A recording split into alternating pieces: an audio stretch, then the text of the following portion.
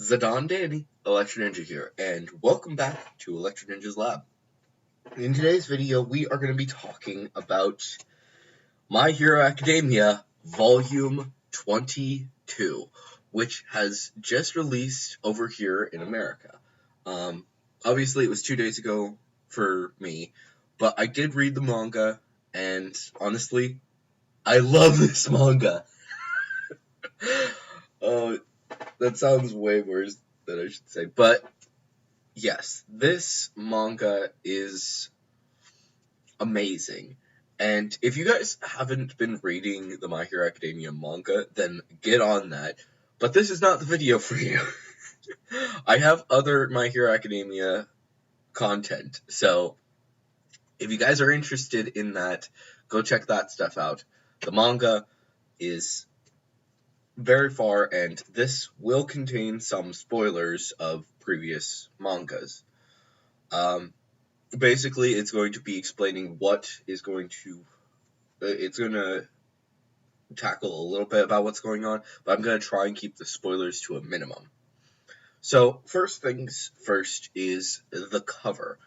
Kohi did an amazing job with the new artwork, and having several of the characters that were really important to this volume front and center on the cover. And we get to see the new outfits very clearly, and it's honestly great. You can see Momo with her new cloak. You can see, you can't see much about Deku. You can see a little bit of Tetsu, which is cool, and Kendo. But even though they have pretty major spots, they aren't too different. But you may notice something about the Tetsu being red, but that's important for later. That has something to do with one of the fights. And you can also see something that is not the greatest for Bakugo, but that is something that happens later in the manga. So basically, what does this volume do? This continues the arc that started near the end of volume 21, which are the practice fights between Class 1A and 1B. Yes, 1B. And basically, they're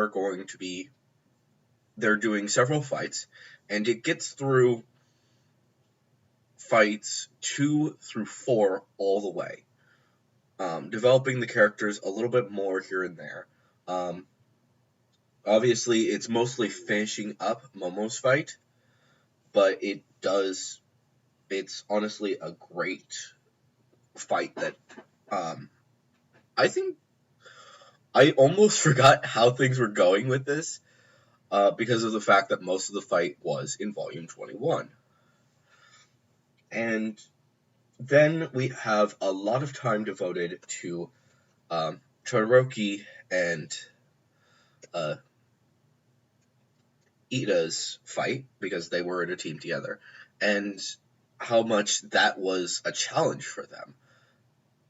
So, and even though they were still learning the ropes with some of their new abilities and stuff like that, and they're growing as characters, there's actually a lot of development that's been going on with these two, but most of it has been happening in the background, and this was something to actually express what was going on with them. And we also get to see what happens when Tetsu gets hit by Todoroki's flame, i.e., it's this. This is what happens. He turns red hot, and it's kind of scary. The next fight is Bakugo's fight, which I actually want to talk briefly about one of the characters, about some characters on the back, after I explain what happened there. It was a pretty good fight that I do want to talk more about, but I don't want to spoil it, because then there's no reason for you guys to watch the manga, or read the manga.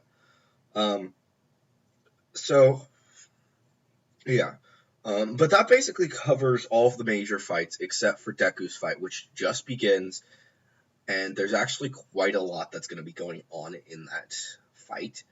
So much so that I actually think that the majority of Volume 23 is actually going to be devoted to Deku's fight, because it's actually a lot of development and him developing his powers. So, yeah. But we did get introduced to a few more characters, more development towards these characters, such as Mudman, who was a major player along with Pony in uh, Todoroki and Ida's fight. These Mudman basically can make everything become goopy and stuff, and it's really cool. It's a really cool power. I actually really enjoy what he can do. He's that guy with the really weird teeth that are just always showing. It's pretty hard to... I actually forgot who he was, because they don't actually show his face until the end of the fight. But I might be able to get you a good picture that won't spoil too much.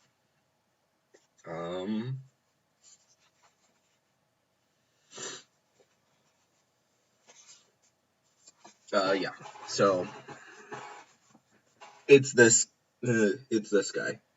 So hopefully that clears that up. Pony, we have met before in the anime. And I think we have met these two, but I don't know. I don't know who this girl is, because I didn't really see her too much in this volume. She might just be one of the Class B students that I just didn't notice because she wasn't super important. Class B is really not that important, but he's really trying to get us to love these characters even though they're not super important. But that's probably because of this girl, whose quirk is kind of creepy. Basically, she can split her body into multiple pieces, and they can scurry around and she can move them, but after a little bit of time, they die and she regenerates them. She's basically a lizard, and it's really cool. But the outfit, even though when I was reading the manga, I immediately imagined green, but it's purple. And that is an odd choice to make for a lizard power person. I just don't know. That's like, why would you choose purple as your lizard girl? I mean, she has green hair, which I'm not sure if you guys can see because of the lighting. So that's good, but a purple scaly outfit. That's an odd choice to me. But, oh well, you can't really do much about that.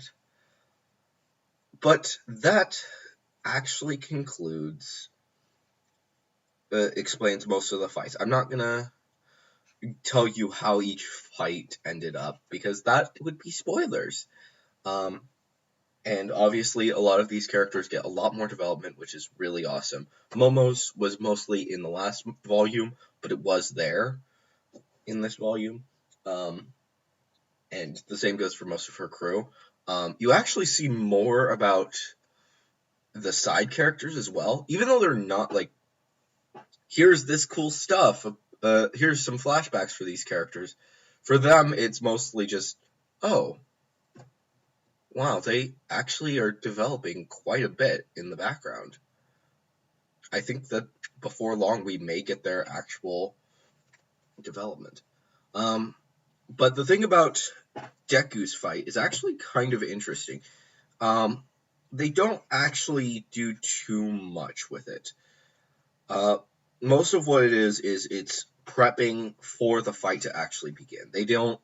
No one actually begins fighting. There's like a brief little skirmish between Deku and whatever his name is, the guy who can take over the other people's quirks. I never remember what his name is, but he's basically an asshole. Sorry about my language, but he is. So that happens, and that's pretty much it. There is also a little bit with Shinso, but it's so minor that you know that it's going to be what's going to be going on in the next volume. A lot of that fight is going to be happening. There's a little bit of a skirmish between Mineta, the girls, and the other members of this group, which is Reiko young guy who is able to move stuff with her mind, and Yu Kodai, who's able to control the size, and that was actually this girl, which I forgot earlier, as well as Niren Geki Shoda, who has Twin Impact, and I'm not gonna be too worried about that right now. But then most of the development goes into Deku's power going off the rails, which is going to be a major important factor in the next volume, as well as Ochako reaching out. It's a lot of people. Why do people ship Ochako without to Bakugo? Bakugo's an asshole, and it's clear that she's going to be going towards Deku. And she cares. You really get to see at the end of this volume how much she really cares. When all hell breaks loose for Deku's power, she jumps straight in and demands that and in order to save him, asks Shinso to take over Deku's mind just to save him. And those three, their relationship in that moment is so clear that Shinso is going to become one of the greatest friends in this amazing manga and anime. And Deku is going to start dating Uraraka especially since he has a crush on her anyways. When he finds out that she did so much to save him, he may just be like, Uraraka. Oh my gosh, it's so awesome. And I really can't wait to see what they do. I really hope that they actually do something really cool with this. And don't just put her by the sidelines again. So, yeah. But that is not the last bit of information that I want to talk about before closing off this video. Just a reminder that Kogi Horikoshi actually has done something really cool with My Hero Academia, where he's put every one of the main class into the little corner here, as well as on the edge. And so far, he has gone through all but one member of Class 1A. He has gone through All Might, Aizawa, and Lemillion. And the next one is going to finish off Class 1A. So, the question we should be asking is, what's the next group of characters? Now, as of right now, we are on Volume 22. They have just reached the end of the semester. Just the end. No more. They haven't gone any further than the end of the semester. Because this is nearing Christmas, with Volume 23 possibly actually having a little Christmas episode, whatever you want to call that. That might actually be something that they actually celebrate in Volume 23. especially since these two mangas, Volume 22 and Volume 23, did come out over in Japan around Christmas time last year. So, yeah, I am leaning towards the fact that these two that Volume 23 could have a Christmas themed episode or chapter in it. So, definitely something to think about. And obviously, there's a few other things that we will be discussing in the future. I do want to mention, though, briefly that I will actually begin doing some My Hero Academia spoiler-filled theories that are going to be mostly talking about the manga as of this moment in time. Obviously, I'm also going to be doing stuff for Witch Hat Owlier and Promised Neverland, but Promised Neverland I'm going to wait a little bit because I still haven't reached Volume 12 for that, and Volume 13 is not far away. So, yeah. Anyways, guys, let me know what you guys thought of this manga down in the description below, or down in the comments below. And of course, if you guys have any theories about anything that I discuss on this channel, then definitely leave them down in the comments below. Make sure to use the hashtag theory review. And of course, if you guys are new, please subscribe and ring that notification bell. And if you want to support the channel even more, then definitely head down to the description and check out my merch store, which currently has Santa Ninja. And also make sure to check out my book, which I really hope that some people will buy that before too long. But anyways, guys, I've been Electro Ninja, and I will see you guys next time. But on.